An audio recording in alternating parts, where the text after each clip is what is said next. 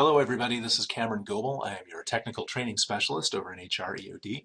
I just wanted to catch you up on a really exciting co-working that I just got done with in IT CSS, customer support services, with Al Votero, who is the training guy and supervisor for new student employees.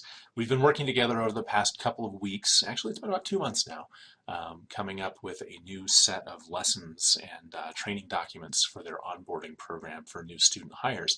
And I wanted to show you some of the cool work that we're doing and the great results that are coming out of this. So what you're seeing over here, if you saw the last video, and you'll recognize this. This is kind of a typical training brain dump where the trainer just kind of drops everything that the trainer knows onto a page in a very sort of sequential, like do this, do that, do the next thing, do the next thing. Here are all the details. Very complete, very thorough, practically unusable.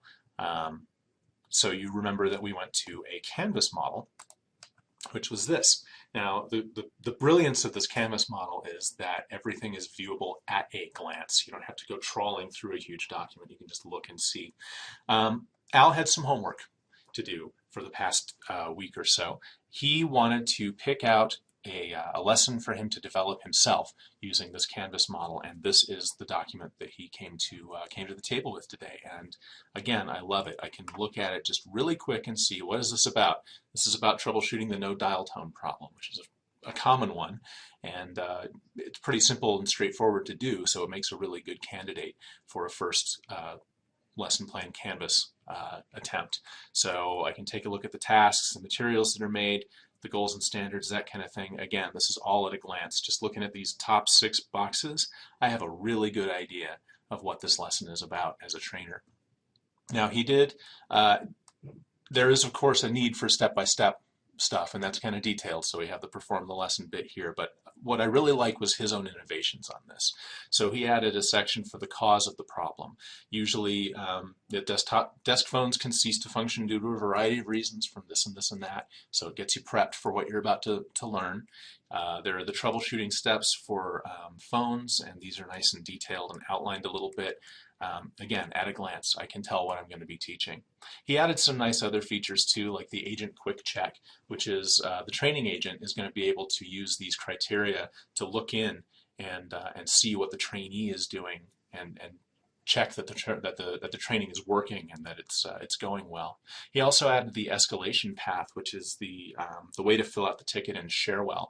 Now he used the Blixer model, which of course is gone now. Hooray for Blixer being gone. But he recognized that it would help the trainees to know how to put this particular ticket into Sharewell. So he broke that out, and again, you can see it right at a glance. Same thing with the default support team. If it needs to be escalated, he knows what teams it's going to go to. The trainee and the trainer can just find it easily. I love what he's done with this Canvas. We also put together the evaluation sheet, so critical tasks and understandings like writing trouble tickets or correctly identifying a problem, we know how to evaluate those on a rubric of they didn't do it when they tried, they stumbled through it when they tried, they did it well enough when they tried, or they really ruled at it when they tried. These are pretty good criteria. So again, this is an at-a-glance lesson plan that I think you can really see the difference. Right? But being a meddler and something of a perfectionist, I decided that I wanted to help him refine this document, and that's what our meeting was about today. So here is the refined version. I'll put it side by side so you can see at a glance what's changed. First of all, probably what stands out to me most on this are three really critical things. The first is that the new hires are going to create a sample trouble ticket when they get done with the lesson.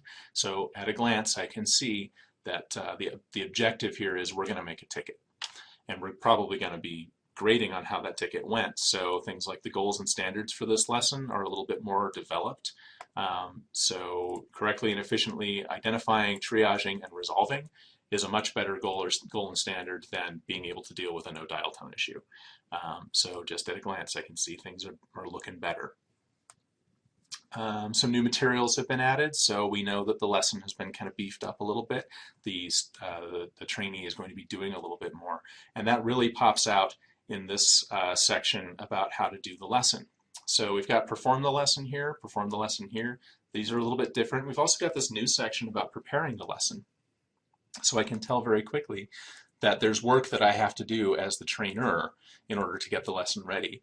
We realized that we wanted the trainees to actually have the experience of repairing, of triaging a phone. And so we decided, well, we got to have a broken phone for them to work with. But then we realized we have to break the phone in a predictable way so that the trainer knows how to set the phone up before the lesson happens. That's what this prepare the lesson box is for. So this is how to set the phone up so it won't work. Pretty cool. He added a little detail here too that this lesson has two parts. The first is a hands-on triage for the phone, which is what we were talking about before, and the second is to actually do a simulated call. So he broke out this call simulation segment where the trainer is going to actually call the new hire and act like a customer who's having trouble with the phone so that the trainer can judge the trainee's ability there. And that's about it. Again, what I really liked about this, and I'm so excited by it, is that just by using this format, Al was able to put a lesson together that we could just use. And I could tell just at a glance, what am I looking at? What am I going to do as a trainer? This means that he's going to be able to build up his pool of trainers from the folks that he works with, so he can distribute this work out, which is really nice. The other thing that I liked about it and that I'm really excited by is that the few changes that we made really stand out in this Canvas format. Just try to imagine what it would be like if you made a few changes in this kind of format where you just brain dumped everything.